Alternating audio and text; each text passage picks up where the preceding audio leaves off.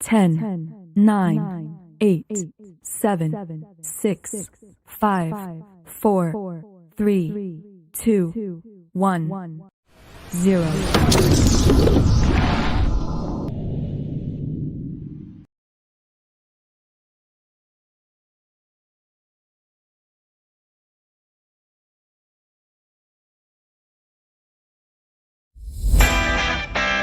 morninglightmusic.io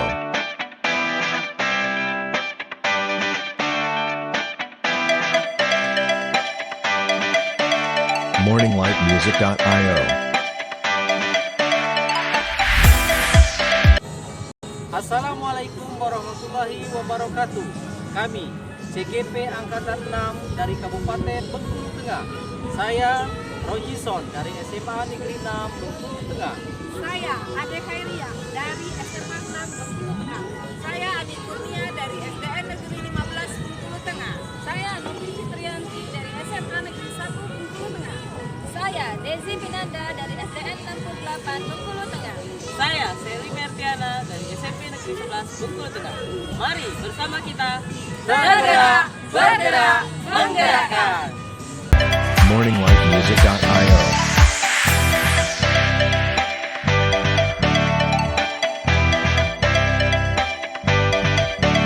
morninglightmusic.io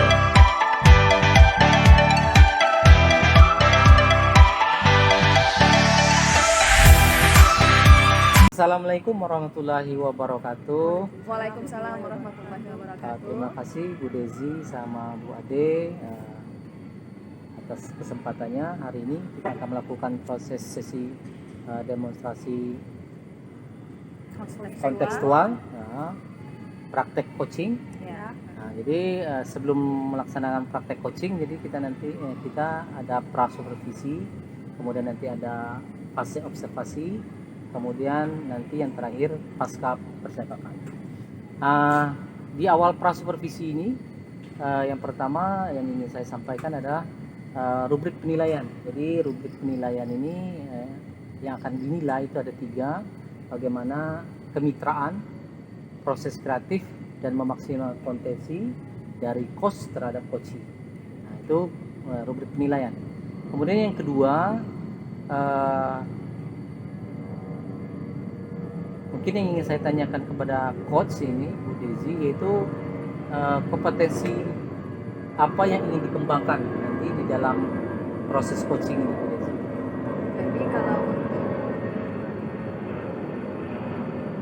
Jadi kalau untuk kompetensi coaching sendiri kan ada 3 ya Pak ya. Yang pertama itu kan kita pertanyaan berbobot, kemudian juga mendengarkan secara aktif. Yang ketiga itu kehadiran penuh. Jadi saya ingin mengembangkan ketiga kompetensi coaching ini dalam kegiatan hari ini. Oh, jadi ketiga-tiganya ingin dikembangkan dalam proses coaching ini ya. Ya.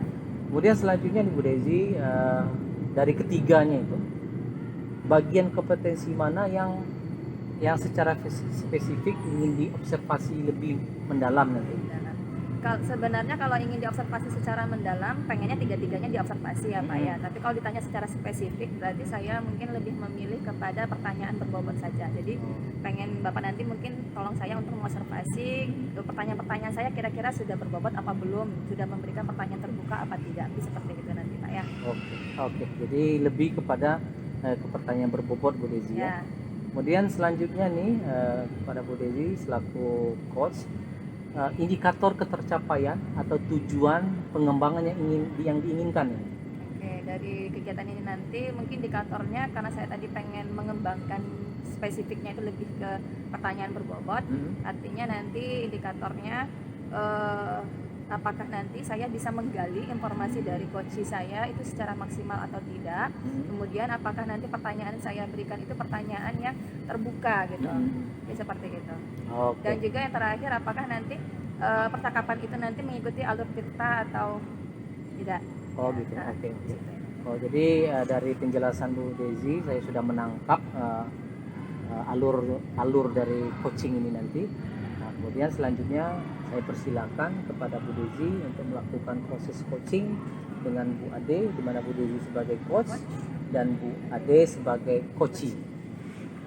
Waktu dan tempat saya persilakan.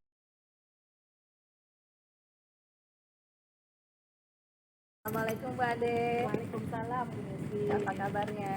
Alhamdulillah walaupun flu ini Bu Desi ya, mungkin suaranya agak bincang dikit. Oke. Terima kasih untuk waktunya Bu Ade ya. Hari ini kita akan coaching sebentar gitu ya. Mungkin tidak terlalu lama percakapan kita hari ini. Kira-kira untuk percakapan kita kali ini Ibu Ade mau membicarakan apa nih? Topiknya ya Bu ya, ini Ya. masalah tentang kedisiplinan siswa atau tanggung jawab siswa saya yang saya amati selama 1 semester ini.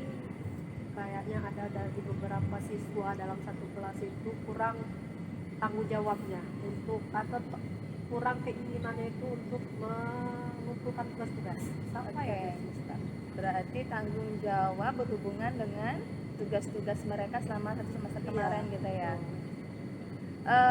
Berarti kalau saya boleh tahu nanti untuk di akhir pembicaraan nanti tujuan kita ini apa ya Bu? Kalau yang ini ingin Ibu capai?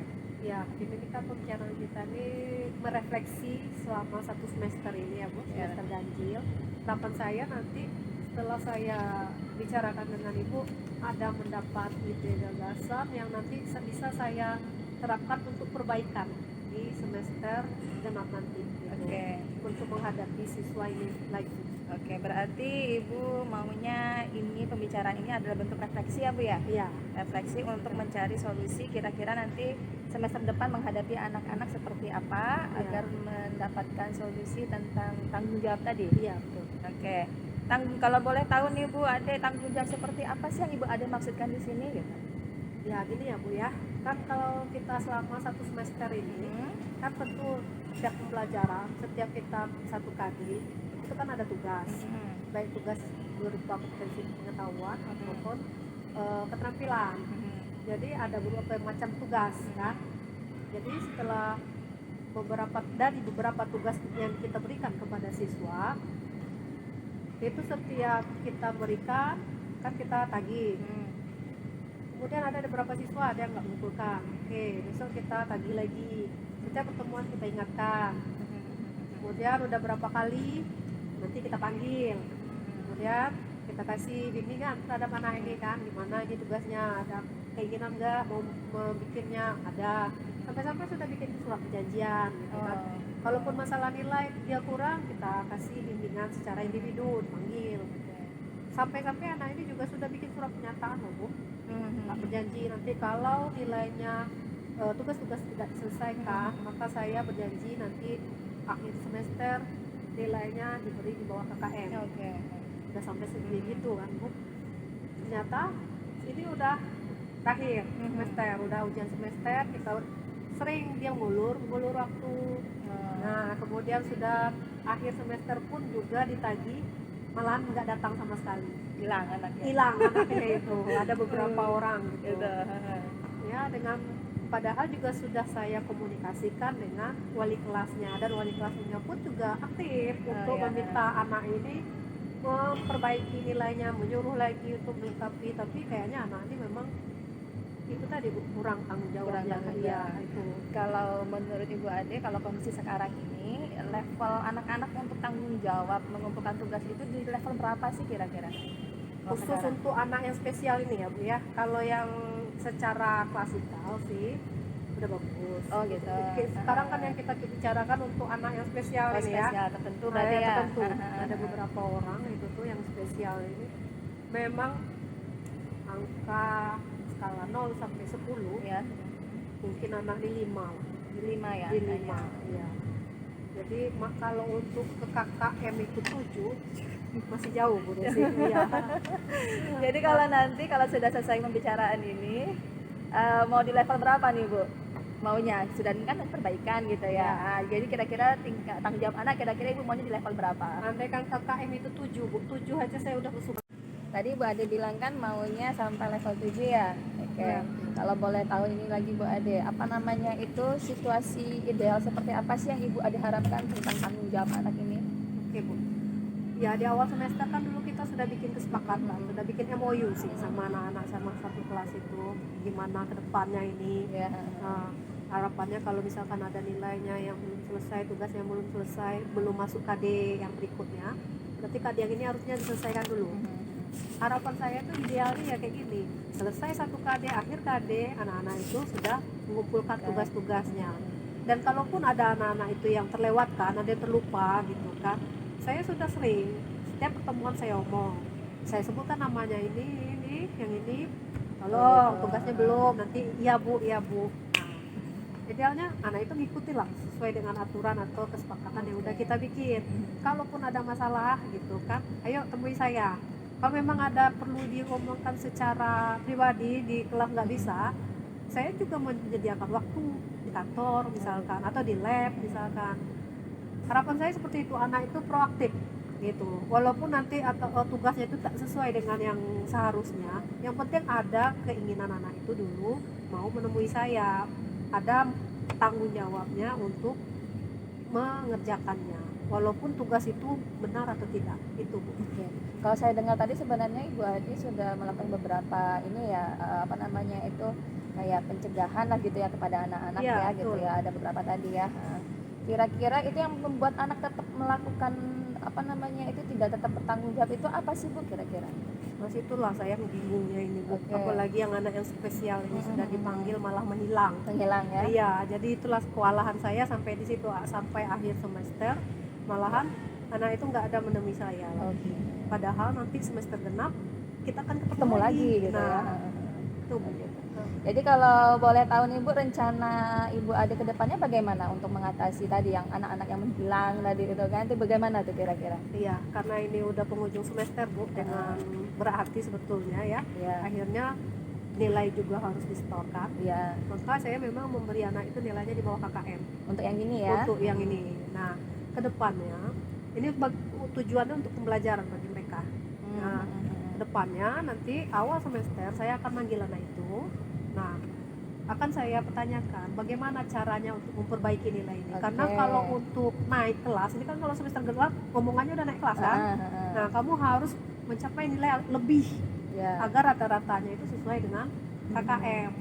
Nah, itu Bu, nanti yang pertama saya akan manggil anak itu. Oke. Kemudian minta komitmennya untuk ke depan. Gitu Bu. Berarti kalau saya tangkap tadi satu ya rencananya untuk memanggil anak tadi di semester Iya. depan.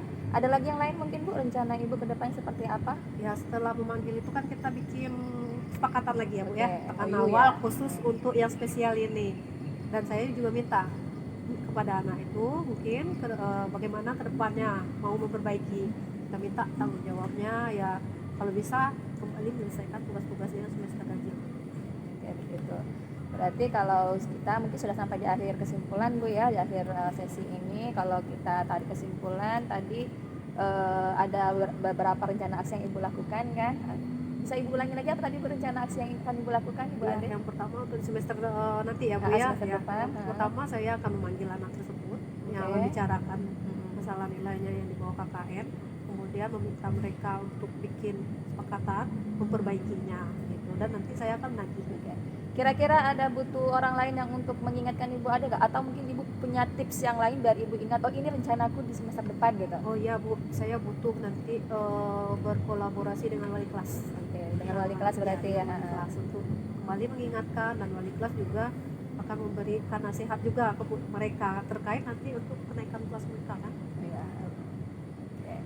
Jadi Bu Ade mungkin itu tadi kegiatan coaching kita sudah ketemu ya bahwa Ibu Ade nanti rencananya mau mengingatkan anak-anak di awal semester ya, berarti itu kemudian juga sama wali kelas gitu ya. Mungkin itu kegiatan coaching kita hari ini Bu Ade, semoga nanti bisa terlaksana di awal semester juga. Kegiatan apa namanya dengan anak-anak, tanggung jawab anak juga semakin meningkat, yang tadi levelnya 5 Jadi 7. jadi 7 ya, Iya. semoga tercapai ya Ibu Ade ya. Iya, Ya, terima kasih. sama-sama. Terima kasih Bu Desi sudah mau diajak ngobrol nih Bu. Nah, mudah-mudahan apa yang saya omongan ini bisa terlaksana. Amin. Wassalamualaikum warahmatullahi wabarakatuh. Waalaikumsalam.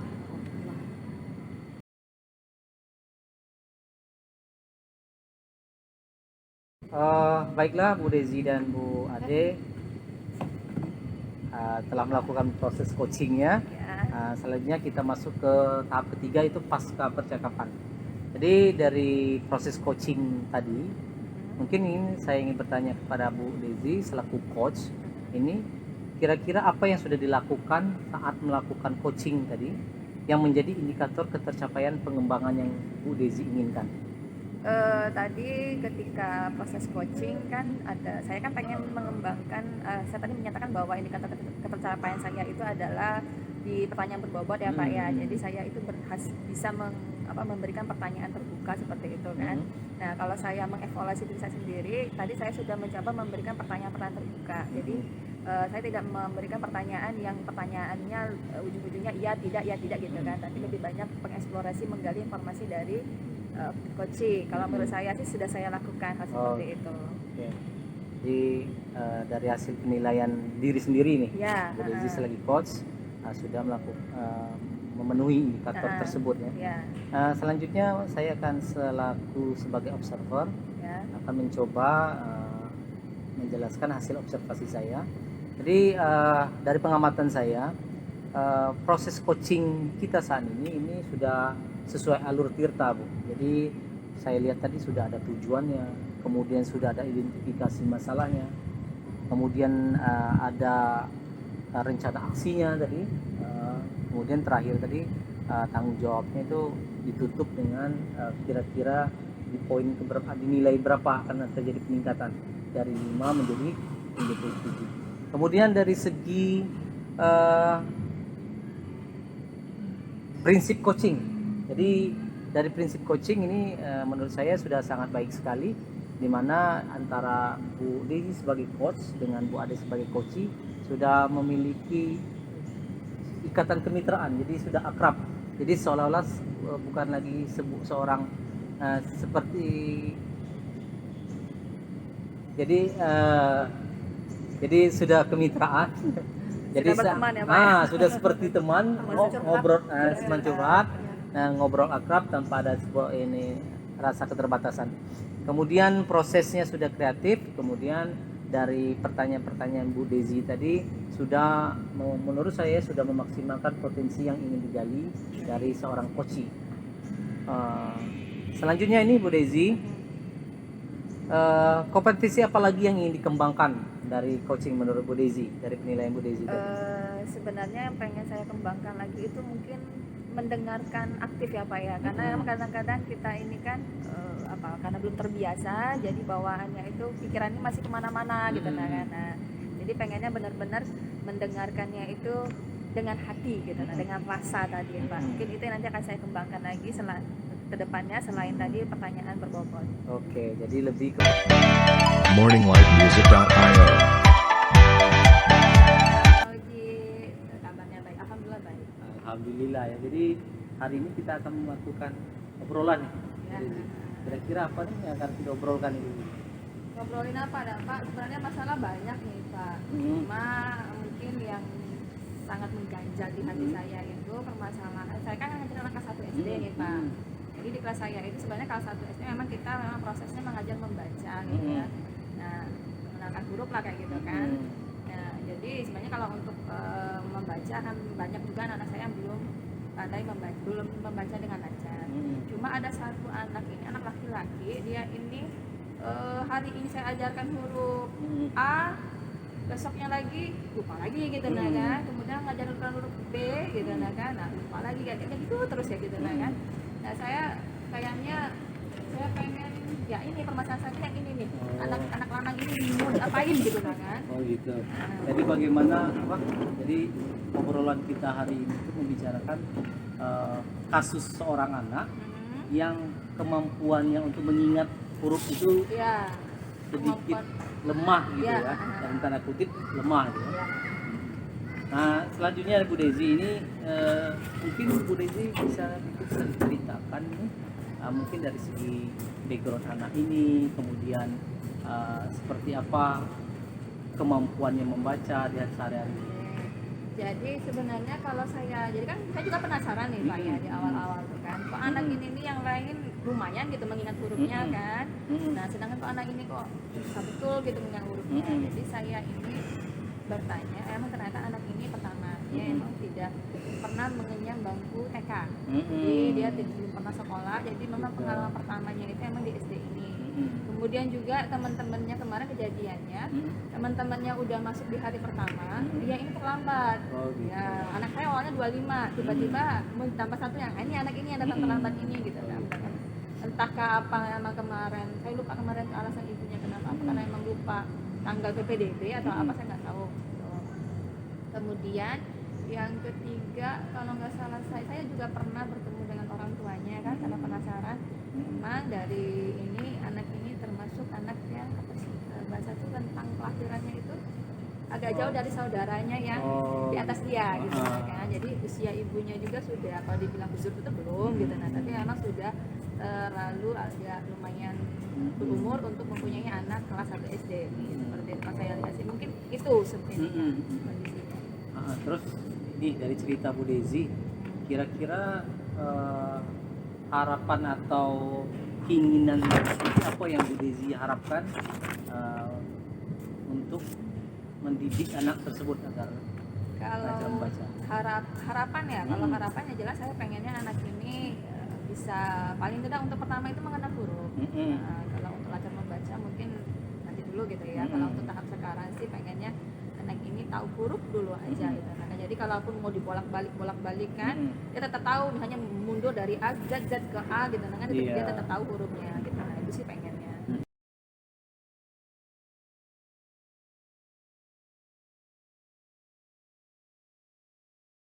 Assalamualaikum Ibu Ade, Pak Roji. Bu Desi.